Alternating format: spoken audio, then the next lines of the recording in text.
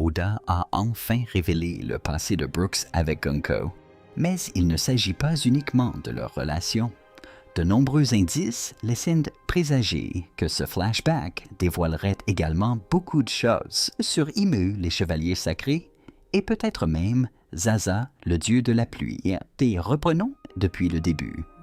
On voit que le combat entre Loki et Imu se poursuit, et Oda continue de semer des indices sur la puissance d'Imu, le plus fort de l'univers, puisque Loki l'a décrit comme la créature la plus redoutable qu'il ait jamais vue. N'oublions pas que Loki a affronté Harold Rocks et même Vash Shanks.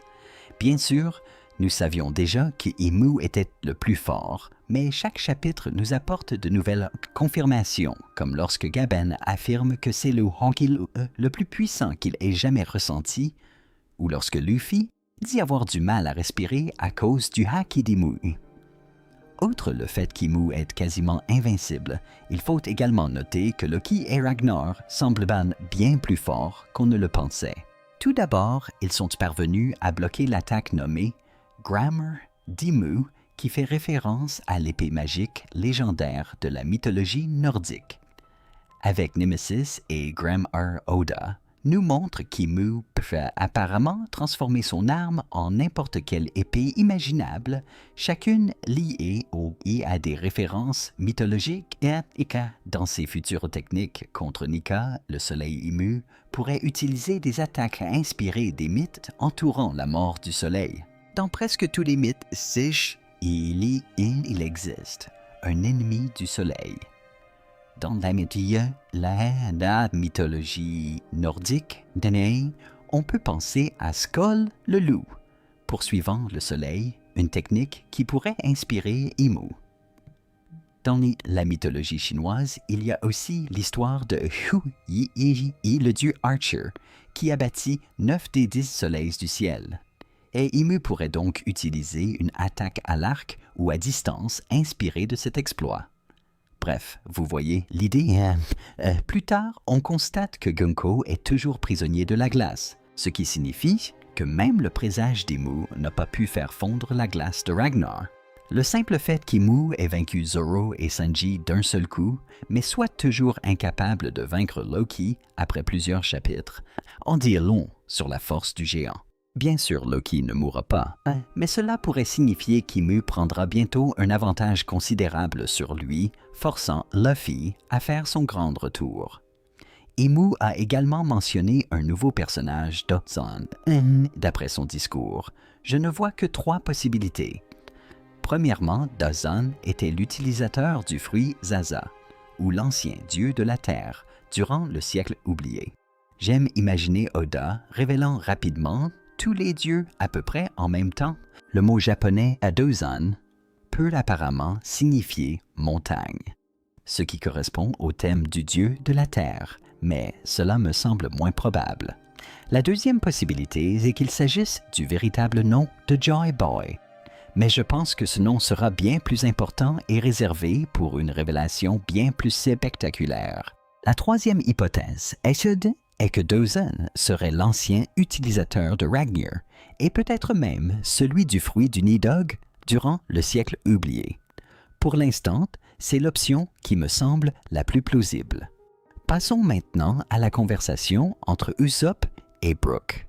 D'après les explications de Brook Nami, sans doute la plus perspicace des chapeaux de paille a déjà compris que Gunko est manipulé. Le plus ancien flashback de One Piece, se déroulant 70 ans avant l'histoire actuelle, commence avec Brook chantant une chanson au village à 4 heures de On le voit à nouveau faire la pose Nika.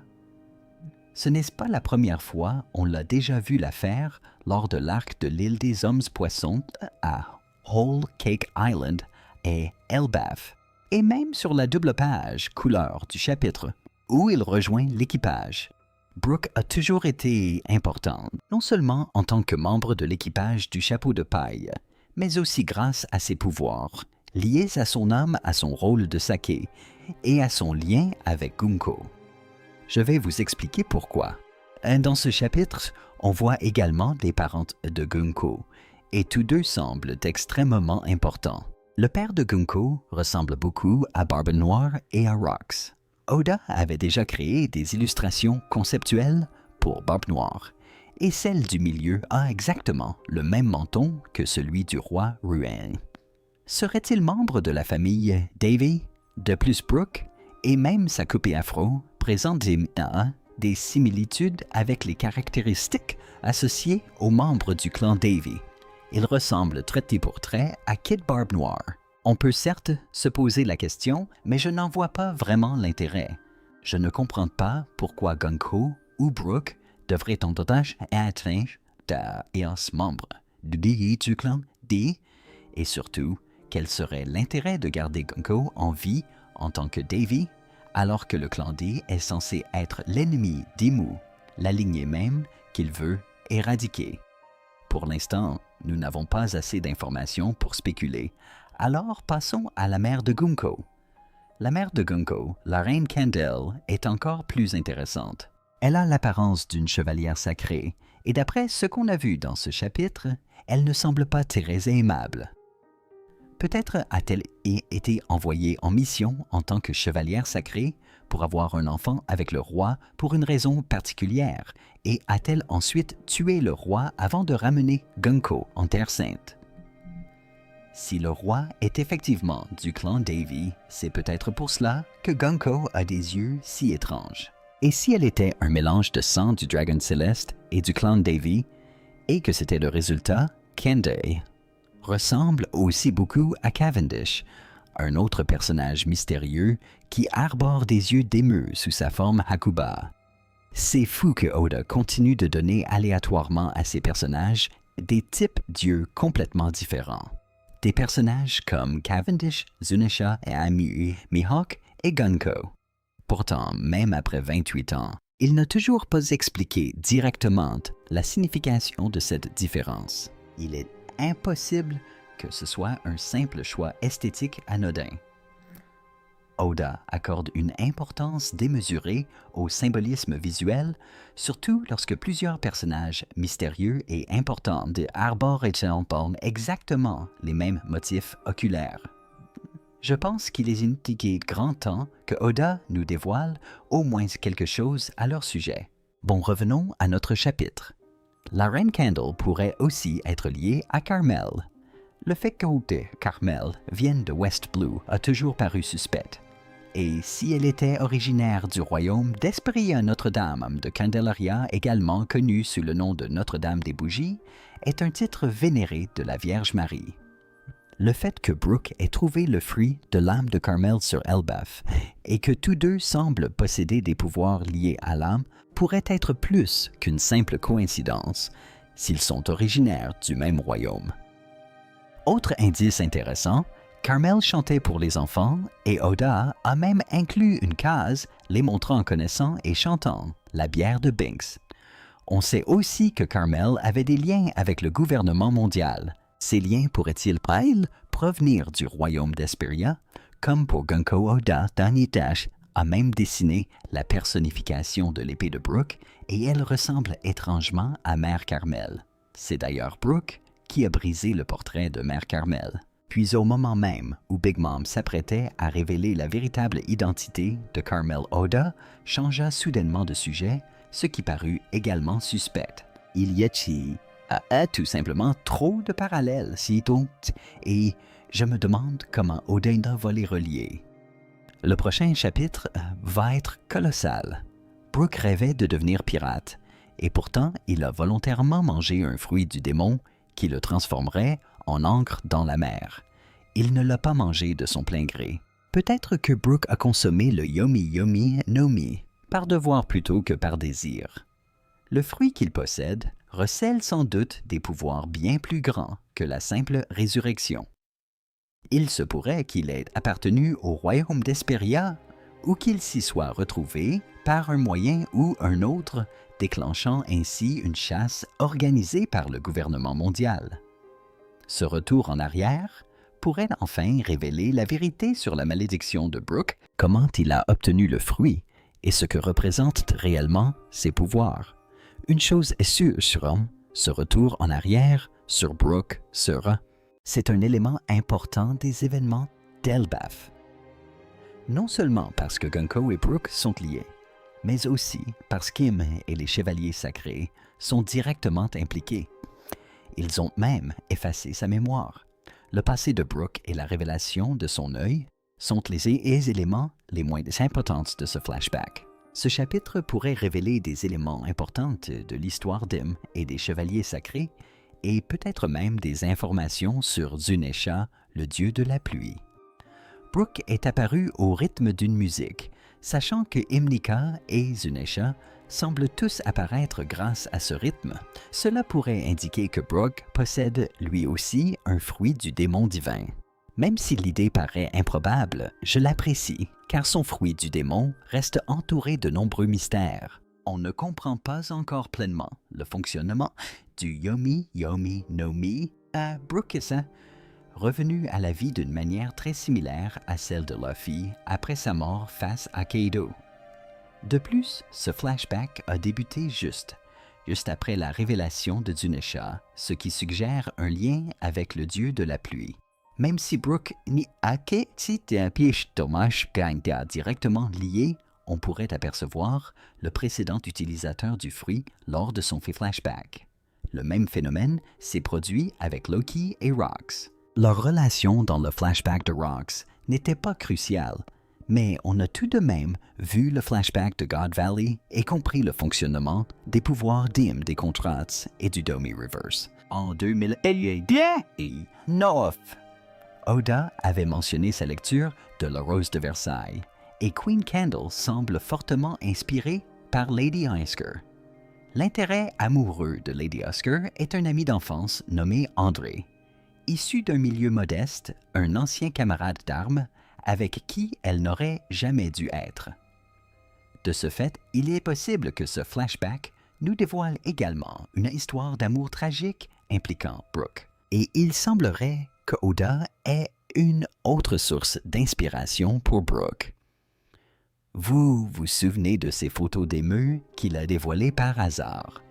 On comprend maintenant qu'elles sont liées à Brook. Et je comprends enfin pourquoi.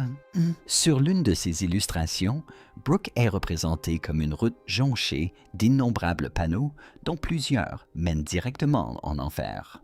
Brook a évoqué les enfers à maintes reprises au cours de l'histoire, mais et si ce n'était pas qu'un symbole? Et si les enfers étaient en réalité l'abîme lui-même et que Brook savait d'une manière ou d'une autre comment s'y repérer? Beaucoup refusent d'y croire, mais le monde souterrain est très probablement un lieu réel dans One Piece et l'existence même de Brook le confirme.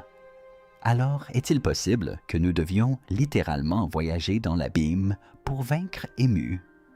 Des dimensions parallèles ont déjà existé dans One Piece grâce à des pouvoirs comme le fruit de la porte et le fruit miroir, donc l'idée n'est pas si farfelue. Je pense qu'une des principales sources d'inspiration d'Oda pour l'histoire de Brook est Orphée.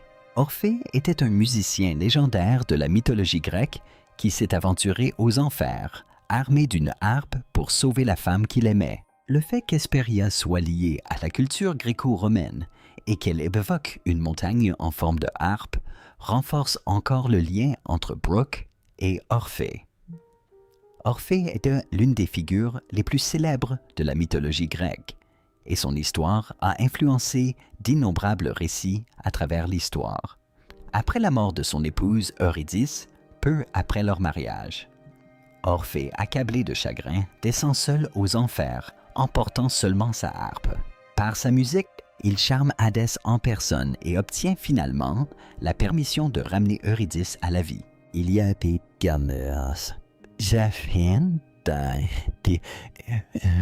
conditions où il doit la faire sortir des enfers sans jamais se retourner. Mais finalement, il se retourne et la perd à jamais. À bien des égards, Brook peut déjà être considéré comme la version d'Orphée de One Piece. Il s'est déjà aventuré aux enfers et est parvenu, on ne sait comment, à revenir dans le monde des vivants. Devra-t-il recommencer Brook? Pourrait-il descendre à nouveau dans l'abîme pour sauver Gunko et les autres prisonniers du pouvoir de la musique d'Imu? Il a Diaos. Il y a aussi un autre parallèle intéressant. Dans le livre de Jonas est avalé par une baleine géante et passe 3 jours et 3 nuits dans son ventre à prier. Le fait que Brooke et Imu soient tous deux avalés par d'énormes créatures marines, un requin et une baleine pourrait être un autre indice subtil reliant tous ces éléments.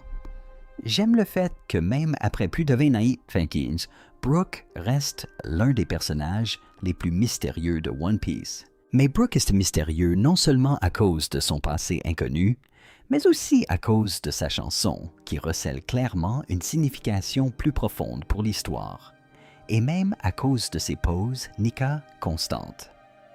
Eiichiro.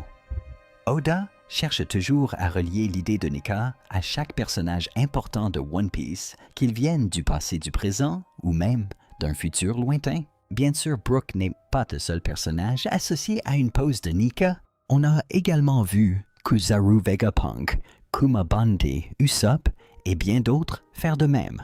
Cela montre à quel point Oda construit Nika bien au-delà d'un simple personnage ou titre.